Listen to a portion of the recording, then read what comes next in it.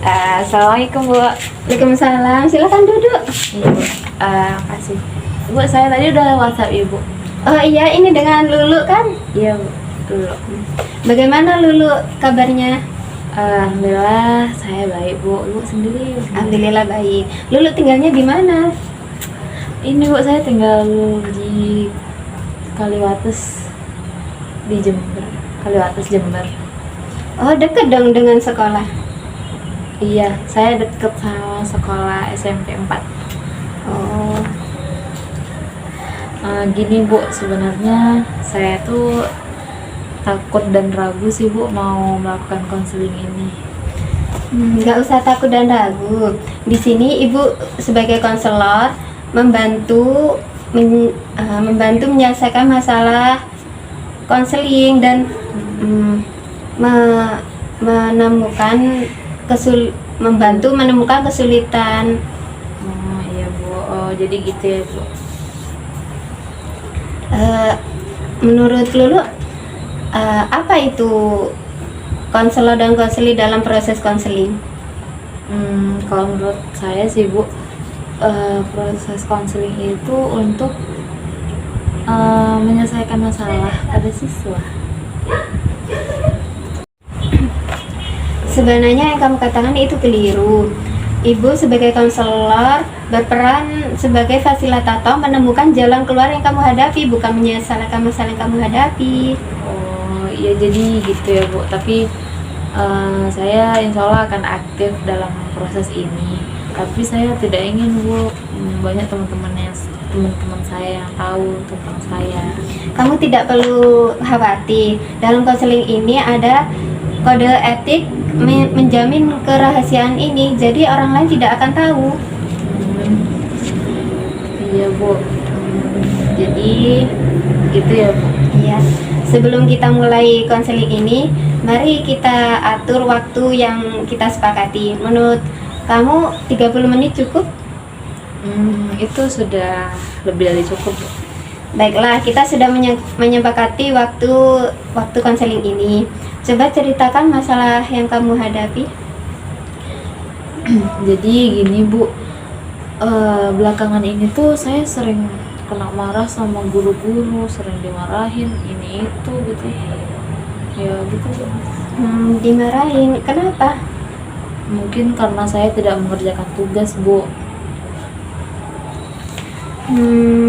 Coba kamu ceritakan hal-hal yang membuat kamu tidak mengerjakan tugas. Iya Bu, sebenarnya saya tuh merasa bosan belajar. Terus juga mulai dari jam 7 pagi itu sampai sore itu ada dilanjut dengan les. Jadi serasa bosan Bu, saya tuh bosan gitu. Kenapa kok sepadat ini gitu? Tugas sekolah juga harus dikerjain gitu. Oh, jadi kamu merasa bosan dengan aktivitas yang itu-itu saja? Iya Bu, kalau saya bosan saya lebih memilih tidur, karena kalau saya paksakan untuk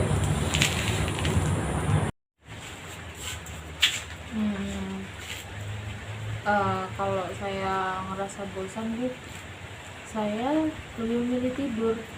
Karena jika saya harus melakukan tugas itu serasa badan saya takut sakit gitu, karena saya lebih mengutamakan kesehatan. Saat kamu tidur lebih awal, apa kamu menggantinya dengan bangun tengah malam dan mengerjakan tugas? Tidak Bu, saya tetap bangun seperti biasanya. Jadi meskipun kamu bangun seperti biasanya, kamu tetap tidak mengerjakan tugas? Tidak Bu, saya tetap tidak mengerjakan tugas. Tapi saya tuh lebih nyaman dengan begini Bu. Saya sadar sih Bu, seharusnya saya harus lebih giat belajar, karena sebentar lagi saya akan ujian. Kamu mengatakan kamu harus giat belajar, tapi kamu nyaman dengan tidur lebih awal dan tidak mengerjakan tugas. Iya Bu, saya tuh sebenarnya bingung harus bagaimana. Terus Saya butuh motivasi untuk belajar Bu, biar saya terus semakin rajin belajar. Kamu butuh motivasi untuk belajar karena kamu takut gagal dalam menghadapi ujian. Iya Bu, soalnya kalau begini terus saya tuh bakal gagal dalam ujian. Jadi kamu merasa tertekan dalam ujian. Iya Bu, soalnya saya tuh takut gagal kan. Terus kalau saya gagal pasti orang tua saya memarahi saya dan teman-teman saya bakal menjauhi saya. Ibu mengerti dengan perasaanmu. Berdasarkan citamu, kamu mulai bosan dalam belajar karena jadwal belajar yang mulai padat, dan kamu takut gagal menghadapi ujian ini. Jadi kamu butuh motivasi belajar agar semangat lagi. Betul seperti itu?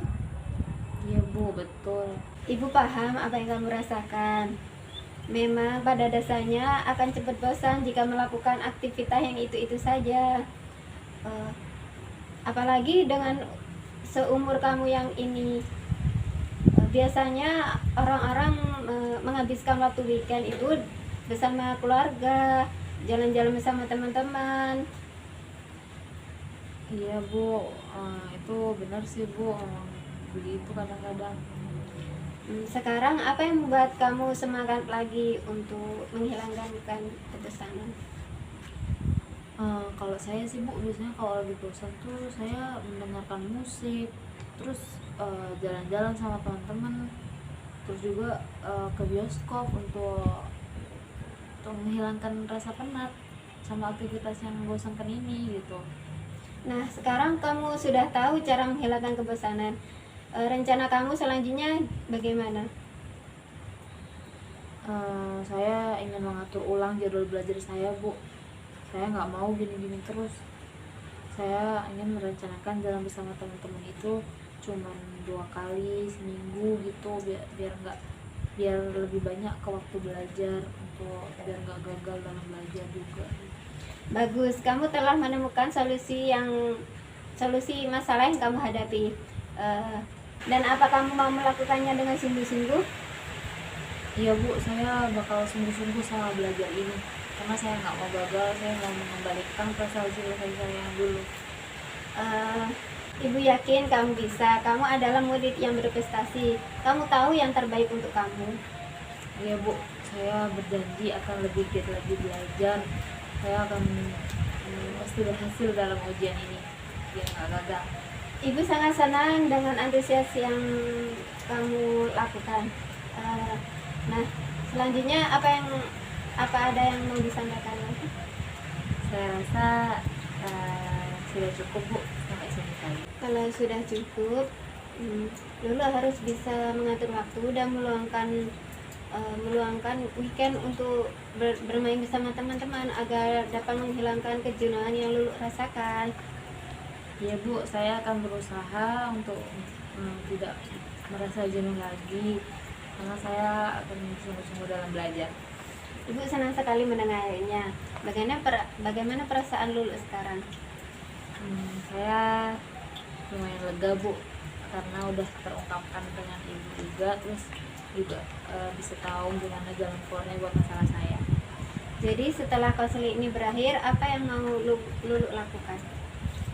Saya akan terus memulainya untuk mengatur waktu lagi, dan untuk meluangkan waktu juga untuk bermain, untuk menghilangkan rasa jenuh gitu.